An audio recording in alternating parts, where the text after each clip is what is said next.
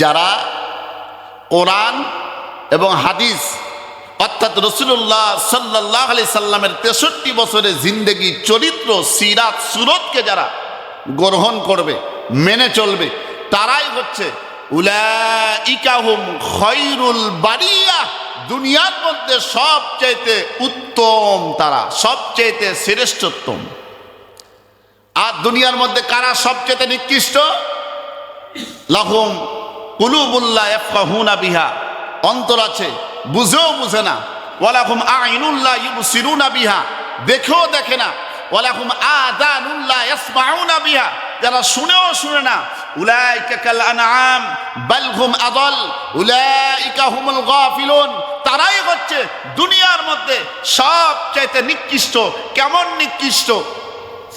আল্লাহ পাক রব্বুল আলামিন বলেন, দুনিয়ার মধ্যে কুকুর আছে না, শুকুর আছে না? শুকুর, তাকে আর একটা কি ভাষা বলা হয়? শুয়োর বলা হয়, শুকুর বলা হয়। এর চাইতেও নিকৃষ্ট তারা।